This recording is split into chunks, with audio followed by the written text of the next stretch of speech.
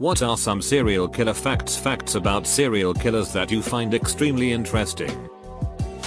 Dennis Rader, aka BTK, Bind Torture Hill, started communicating with police after years of silence in like 2004-ish.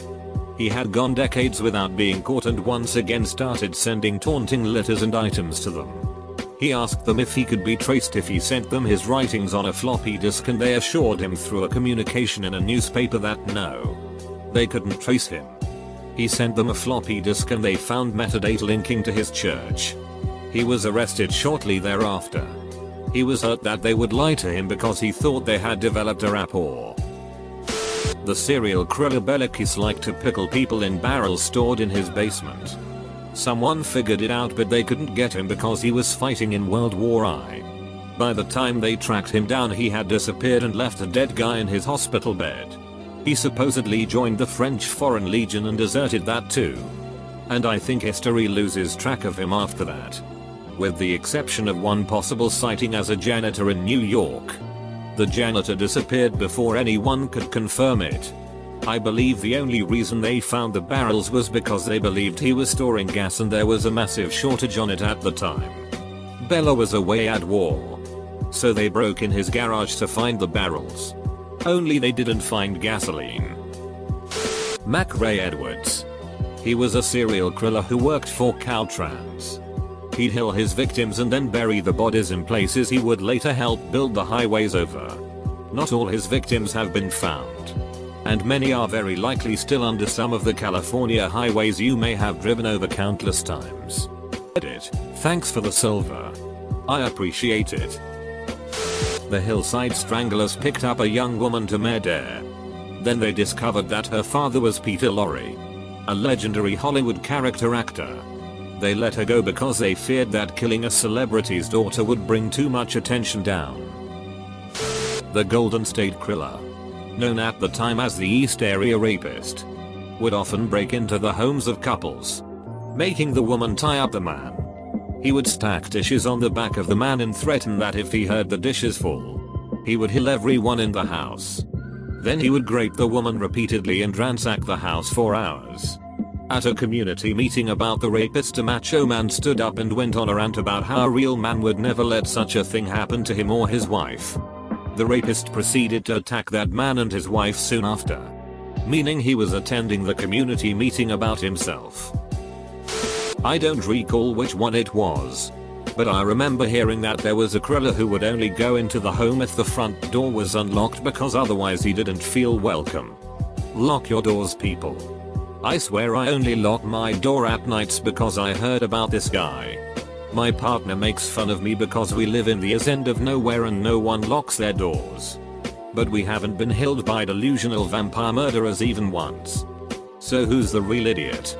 Partner? Albert Fish would stick needles into his pelvis when he was masturbating. Stick them so deep sometimes they would get stuck. He told this to police. They didn't believe him until they saw the x-ray. This is hardly the most ducked up thing about him. Dude cooked and ate a little girl and then sent a letter to her parents about what she tasted like. I got to read that actual letter at the Museum of Death in New Orleans. The more disturbing part to me was his retelling of how he met and lured the victim, and how big a role the mom unintentionally played in her death. He went over to their home and had lunch with the family. Then he invited the daughter to a party and the mom let her go alone. Then he describes what happened at the party. I cannot imagine reading that letter as a mom and knowing how easily you could have prevented it. I am surprised we don't hear more about Robert Hansen in popular culture. He would kidnap women and turn them loose in the Alaskan wilderness, where he would then hunt them down like animals and kill them. He didn't have the highest number of victims, but his method of hunting them for sport is absolutely insane. He's not the only one to have done it. I forgot his name, but apparently a wealthy Mexican politician had the same MO. He once spared a girl and returned her to the street because she refused to run. Sadly, she was not believed and he killed several more before being arrested. Jeffrey Dahmer didn't eat people with tattoos because he said the ink made the flesh taste weird. Be safe. Get inked. How did he know? He ate one. In the John Wayne G case, there were so many bodies crammed underneath the house that the bodies melted together and the bones had to be sorted for more than 2 years to put together the full skeletons. Piggybacking on this, since it's on JWG and I just read a book on him. Apparently one of the ways he would de-escalate a police search for his victims was by calling into the police station anonymously and reporting a fake sighting of the victim. This led the police to believe that the victims had not in fact been missing, but instead had run away, thus deprioritizing their search. Pedro Alonso Lopez pleaded guilty to the murders of 100 plus girls and only received a maximum sentence of 16 years, as that was the maximum possible sentence in Ecuador. He was released despite promising to continue killing but disappeared shortly after. What are the odds that a victim's family had something to do with that? It's thought he killed over 350 kids. It was probably a race to see which family could find him first. I surprised no one ended his life in prison.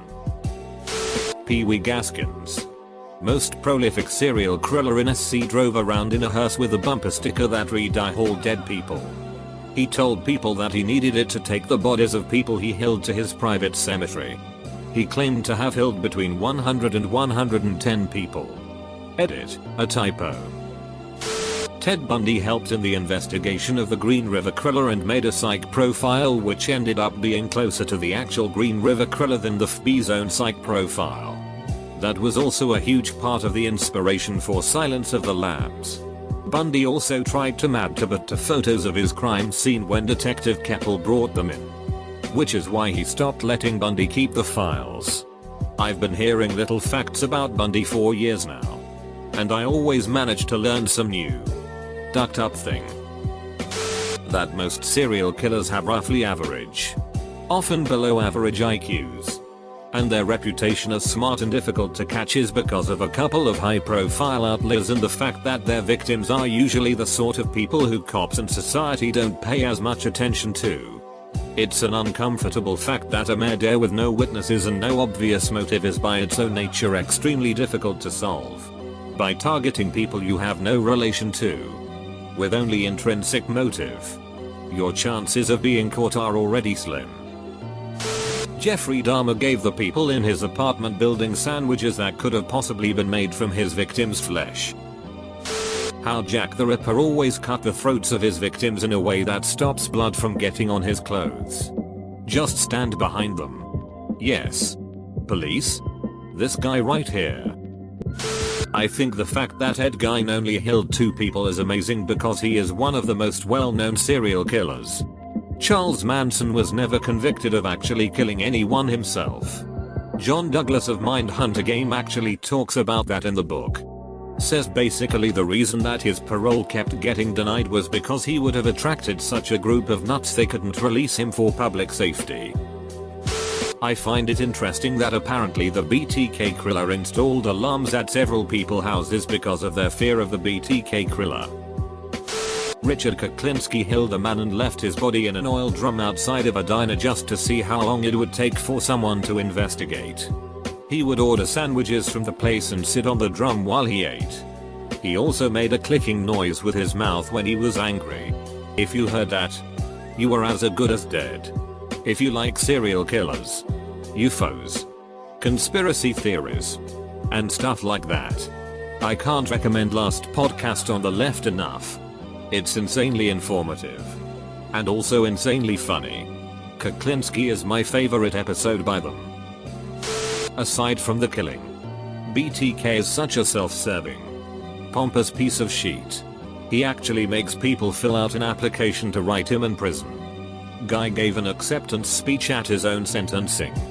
How narcissistic can you get? Not about any particular serial killer. That serial killers have fandoms and apologists who insist they did nothing wrong. Edit. Thanks for making this my top comment. Cough Columbine cough. Columbine has it bad with this issue.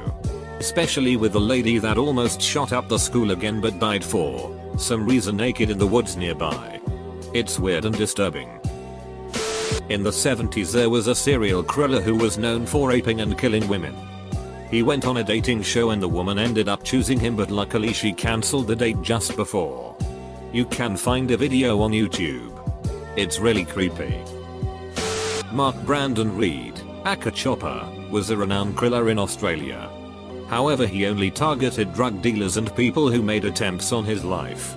When he got old, he was told he had liver cancer and had only a few weeks to live. He was asked by the television show 60 Minutes Australia if he wanted one last interview before he died. He accepted.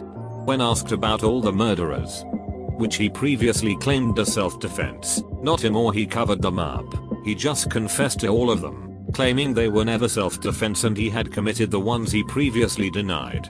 Then he passed away a few weeks later. Went out listing everyone he killed. It shocked everyone. I would suggest looking him up. He's very interesting. That some of them kill just because they enjoy doing it. Like a person might enjoy fishing or having a nice meal, some people just kill others because they enjoy it in some way.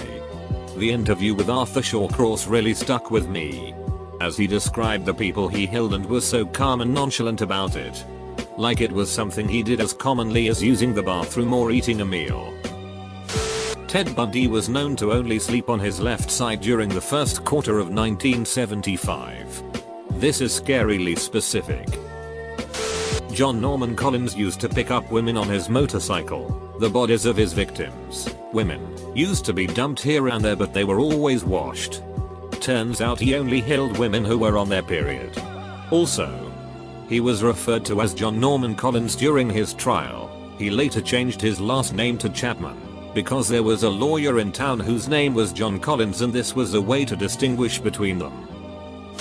Brazilian serial killer Little Petty murdered over 40 people in prison. He began by murdering the gang that held his girlfriend and then stabbing his father, who was in prison for killing his mother. During a visit, he was well liked because he was considered a sort of vigilante avenger. Despite killing indiscriminately within prison, no difference between drug possession and a murder. Because of Brazil's odd sentencing laws, he could only serve maximum of 30 years. And is currently a YouTuber and ranch hand, I think. In 1985, the Night Stalker was terrorizing LA. I was a young Marine there, and a friend asked if me and another guy would come stay the night since her parents had to go out of town. I thought it was silly. He hadn't hit Orange County, but anything to get out of the barracks. That night he hit just a few houses down in Mission Viejo. Some kid heard him and alerted his dad, who called the cops. That was the first lead they got. It has always bugged me that I didn't take it seriously at all. And it happened that close. I think we were pretty drunk that night. It was pretty sobering. My grandmother met Ted Bundy on her college campus, and he attempted to get her friend to go off with him. My grandmother said she got a bad vibe from him because he was such a happy person, and she felt like he was forcing the emotion a bit much. Her friend, however, wanted to go with him and was completely blinded by his charm. My grandmother took her friend by the hand and walked away. She said his face changed completely as they did. It's crazy to me that with charm and looks alone, girls were willing to go with him even after several had gone missing or had been found dead. Jeffrey Dahmer was neglected by his parents in childhood and hadn't even seen his mother for 10 years prior to incarceration. At sentencing, his father and stepmother asked for 10 minutes to say goodbye and hug. His father often visited him in prison and he had weekly phone calls with his mother. Despite the heinous crimes, they seemed to have some kind of unconditional love. It makes all of the stories I hear about estrangement seem to have a different, strange perspective. Many years ago, I read the entire police report on the Green River Killer. I was fascinated by his attempts to cover his tracks by buying new car tires and destroying shoes and getting new ones after murders, to avoid leaving traceable tracks behind. Also fascinating that he took the jewelry off his victims and left it in the ladies' restroom at his workplace and got off on seeing the found jewelry on various women around the office. If you wrote John Wayne Gacy, he would send you a questionnaire to see if you were good enough to be friends with him. Many victims did survive David Parker, the toy box killer, but did not remember it, as he would kidnap victims, use them as sex slaves for a few months, drug them, and cleaned them thoroughly before dropping them off unconscious at the side of the road hundreds of miles away. Only some women picked up by him were killed. Still more than enough to be classified as a serial killer. Ted Bundy was raised to believe that his mother was his older sister. Jack Nicholson was raised the same way. Always adds an additional twist to the nature vs nurture debate. The first serial killer on written record is from 5th century Yemen. Also according to an FBI and private study in the US in 2018. They estimate anywhere between 150 to 2,000 active serial killers in the US.